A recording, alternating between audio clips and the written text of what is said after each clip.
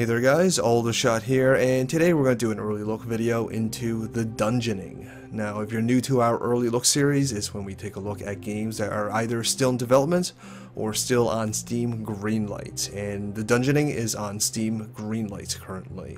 So if you like what you're going to see, feel free to thumb it up on Steam. I'll have the link posted in the description below. Alright, so what is the dungeoning? Well, it's a side-scrolling platformer that features roguelike elements as well as RPG elements, and like with most roguelike games, it will feature procedurally generated maps as well as procedurally generated loot and permadeath, of course. We'll talk about the RPG elements in game, which we'll get into right now. Now, this game actually has a variety of different movesets, which makes it actually kind of interesting. It has normal attack, it has a lunge attack, and it has a downward spike attack as well, which is actually pretty cool. Kind of something you'll see out of Zelda or something like that.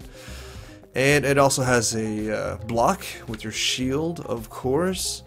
And you also have a variety of different tools as well. It's either your slingshot, your bow, or your sword and shield.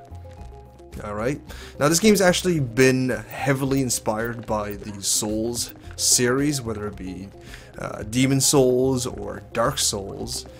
Basically, the developers kind of took the philosophy of an uber hard game that's tough but fair. So any mistakes that you make in this game, like the Dark Souls series, you can rest assured that it's not because of imbalances in the game, but your own faults. Something that you have to learn and become accustomed to. And I do gotta say, the dungeoning's controls feel fantastic. It feels very, very tight. Whoops, you can't take fall damage, so do be careful. So yeah, the controls feel very, very good, I gotta say. You can actually wall jump in this game as well, which I'll show you in a second. Once I take care of this blue blob and this ghost here. Actually not doing so well right now. Hold on now, we're gonna need some health. I usually do a little bit better, but while commentating an uber hard game, it does make things a little bit more difficult. Alright, so do keep that in mind. This game is actually quite hard, I have to say. The furthest I've ever gotten is level 8, I believe. And I don't know how many levels there actually is, but that's as far as I've ever gotten. Alright, so let's take care of this guy, because he's a dick. Now, there's a barrel. You think a container would be a good thing, especially considering that this is an RPG. Well, barrels are assholes in this game. They explode and do lots of damage to you. So what we're going to do is, we're going to take care of it with our slingshot and grab the loot out of it. And you do kind of want to kill the barrels because they do usually contain pretty useful loot, a lot of healing items, and you're definitely going to want to kind of hoard your healing items as much as possible for when you do need them. Alright, now these bushes hurt you just like that, but they can also drop berries which can heal you, and we just picked up a scroll, which is good. What scrolls do is they actually permanently increase one of your skills, and this being an RPG, you can of course increase your skills through level up or through those scrolls, or you know, you can hit a barrel and just die like me. Alright, you know what, let's try that again. Hopefully we'll suck a little bit less. There's another barrel, of course. So as you can see, this game is actually quite hard. It's not for the faint of heart. It's definitely something you would call a challenge, and if you do enjoy challenging but fair games, I really think you should take a look at the dungeoning. Like I said, the controls feel absolutely fantastic, very, very tight, and it has a lot of great feedback when you hit a mob or when you take a hit as well. Like I say, every death that I've come across, which is quite a lot, I always felt it was my own fault, and I do tend to do a little bit better with each game, as long as I'm not commentating trying to make a YouTube video.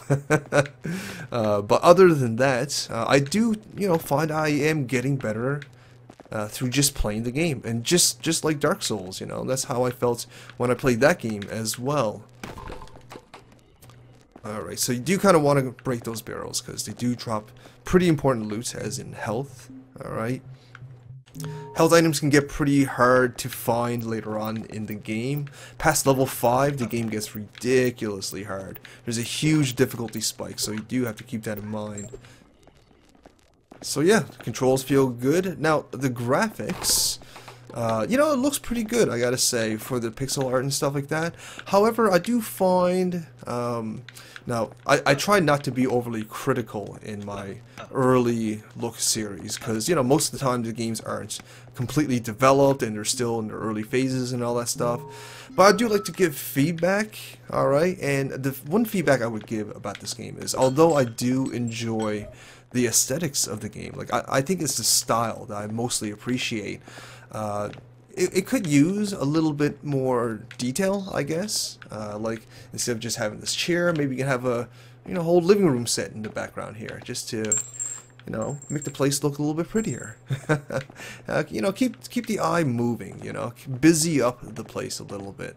Like this is a whole bunch of bricks. This is a lot of bricks to be looking at. Now these are nice looking bricks. I'll give you that. However, it's just bricks. Throw in some mold, or throw in some vines, or some cracks here and there. It's just small amounts of detail that I think would go a long way aesthetically for this game.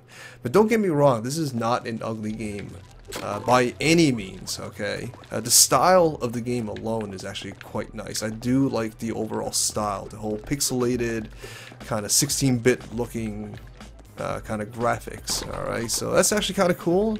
I do like that. And I like how the mobs and your character is designed as well. I find are genuinely creative and quite memorable looking little creatures. Alright, so let's see, do we have enough for a level up? I think we might. Yes, we do. I put up our strength, put up our vitality, and that's all we can do for now. So something else that this game kind of took from the Soul series, items and equipments, or mostly equipments, are somewhat rare to come across, and the ones that you do find generally are extremely useful. Though even though this is an RPG with RPG elements, it is rather rare to find new pieces of equipment. But then again, I've only gotten as far as level 8. Alright, that's the farthest I've ever gotten. So maybe more comes your way later on in the game. However, I've been playing this game for about 3 hours, give or take. And again, level 8 was as far as I could get. I can probably just work on getting better at this game. But either way, I did find myself having a little bit of an issue looking for items. But that could very well be for the sake of balance as well. As, the game doesn't want to overpower you too early, as this is supposed to be a tough as nails game, and indeed that it is. One of the most enjoyable aspects of the game, though, I gotta say, is the combat. The combat feels fantastic.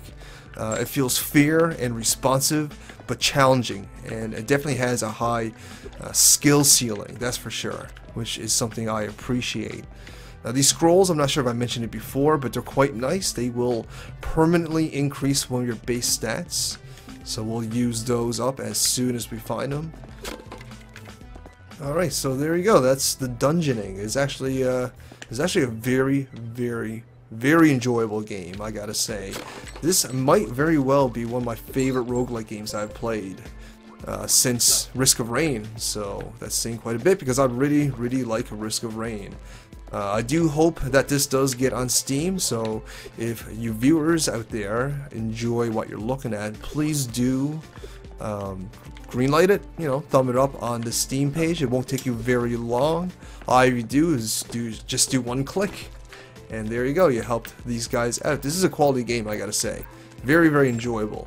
And if you do like what you see so far, you can actually get it right now. It's available for sale on their official website, in which we'll have a link in the description for down below, so you can check that out. Now, you haven't noticed already, when you find an exit, that's when you exit into a new level. Although I do kind of recommend exploring a little bit, making sure you get all the loot chests and discover all the hidden rooms, just like that. Alright, so there you go. The Dungeoning. Not a bad game, I have to say. Great controls. Feel very, very tight, I have to say. I love the character designs in this game. Not bad at all. And the challenge is right there. It's perfect. You know, it's obviously not too easy, as it's pretty challenging of a game. But at the same time, it never feels like the game's cheap, you know? It always feels balanced. Whenever I die, it's my own fault. Whether I'm not paying attention to my health, or if I'm just, you know, did something foolish. Either way, it always feels like it's my own fault. And that's the important part. That's when you know you kind of created a well-balanced game, right? So there you go, guys. The Dungeoning. A Dark Souls-inspired RPG roguelike platformer. Very, very enjoyable, I have to say. Do keep an eye on it, as I do believe this is quite a quality game. Well, there you go, guys. The Dungeoning. If you guys enjoy this or found this informative in any way, please send me some love, like, share, fave, and comment. But most importantly, help me grow, subscribe, and feed me my vegetables. Thanks for watching, guys. All the shout out.